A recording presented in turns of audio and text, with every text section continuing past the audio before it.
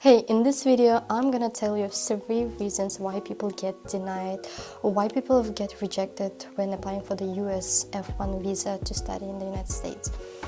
Everything I will tell you in this video is based on my personal experience and on the experiences of the students whom I coached, whom I helped to get the F1 visa. Before I tell you those 3 reasons, there are 2 things that you want to keep in mind.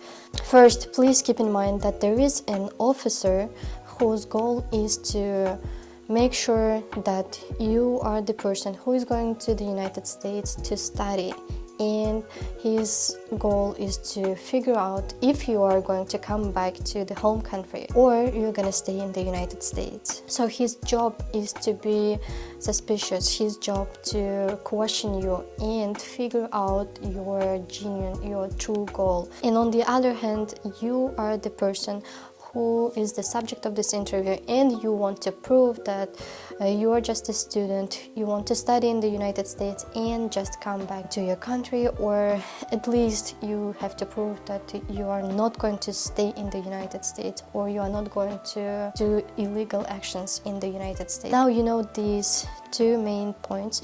Let's jump into 3 reasons why people get rejected when applying for the F1 visa. Reason number 1.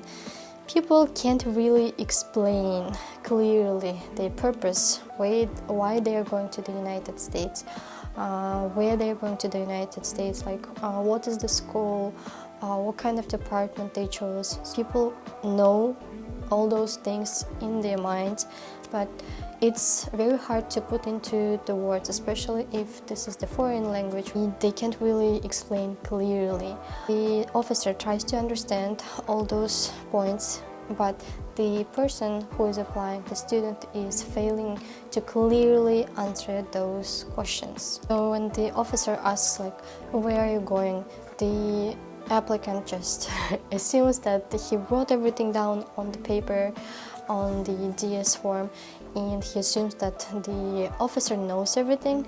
Of course he knows it, but he wants to hear it from the person who is applying, right? And at that point there should be a full clear answer. So I am going to this university in this city in this state. If officer asks, why are you going to that university, or like, why did you choose it, the answer should be very clear. I chose this university because reason number 1, reason number 2, reason number 3. So it should be very clear and very specific. Now, for example, if there is a question like, why did you choose that school? You want to give, like, you want to say the true reasons. Like, it shouldn't be like, just the answer from the internet. It's better to be your answer, like, because maybe you chose that university because there is a specific program, or maybe there is a class, or maybe there is a professor that you want to specifically take the classes from him. So these are the all specific reasons, the answers that can increase your chances of getting your visa. The reason number 2 is explaining the sponsor, telling about the sponsor, who is paying the tuition, the living cost. In most cases, the students have a sponsor who are usually their parents or close relatives, or maybe some other people whom they know. But the main goal at this point to explain to the officer that the sponsor has a reason to sponsor you, has a reason to pay for your tuition. The officer genuinely tries to understand the motives of your sponsor, why he is sponsoring. Clearly tell the officer that this person relates to you directly, and that person has a reason, has a motive to sponsor you. Another thing officers usually ask, what does your sponsor do, like, for living? What's his job, right? And at this point you want to clearly tell what's his position, what does he do. Like, if he is an entrepreneur, you tell it. If he is a businessman, like he owns his own business, you tell this. And you tell industry, like, he works in this industry and he owns this company. You want to prove that your sponsor actually has that amount of money to pay for your tuition. When you say that your parents are your sponsors, that's pretty easy. You just need to prove that they have enough money, enough income to support you while you're studying in the United States. But if it's somebody else, you just want to put an extra effort explaining how he or she relates to you and what kind of motive, what kind of reason he or she has in order to sponsor you. And reason number 3 why people fail to get the US visa is because they don't really prepare for the interview. For example, if you are going to have an exam, like say in 2 weeks, say you are going to have your midterm exams, what do?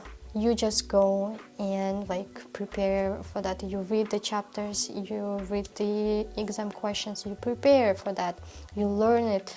If you don't understand, you solve some more problems, you ask your friends, you ask your professor, teacher, whoever you can reach. You do your best to get the best grade during the exam. However, I really saw so many people who get their documents and set the appointment for the interview, but they don't really prepare. And when I say prepare, I mean when they don't research, they don't write down the questions, and they don't practice it. You want to make sure that you have your answers ready before going to the interview. You want to take it very serious, like an exam. Most probably, if you're applying for F1 visa, I assume that you've taken some kind of an English proficiency test like TOEFL, IELTS or Duolingo. If you've taken those, then you've prepared for them. You set up the time for that exam and you took an exam, right?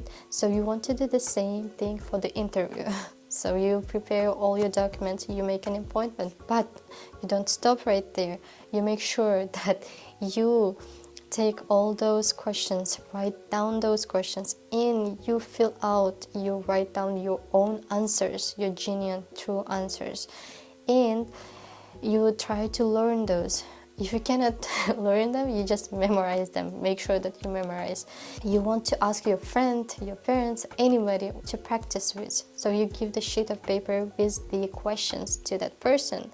So he reads out loud those questions, asks you those questions, and you reply, you answer, you simulate that situation. Just imagine as if you are on the interview. So this is one of the things that you want to do at least a couple of times to make sure that you feel okay to answer those questions. And the more you practice, the better you become at answering those questions. Even if you have anybody to ask those questions and to help you out, you have a mirror, you have your selfie, you have a camera. You can use your phone, like just put on selfie mode and just ask those questions. Look at yourself, answer those questions, and make sure that you know your answers. I know that people had great sponsors, they had lots of visas, they've been to many other countries, but they somehow got rejected because they were too nervous when they were answering the questions. They would be, shivering. Some people would start biting their nails, and there's so many things when people get too nervous and they're not able to answer. And sometimes officers might think that the person is lying because the person is shivering or not able to clearly answer the questions. So that's why this is one of the reasons why people fail. I wish you the best of luck, and I wish you get your US F1 visa to study in the United States. And I hope this video was very useful for you. If this video was useful, please give thumbs up and subscribe to my channel. I'll upload more videos about how to get approved for the US visa and many more.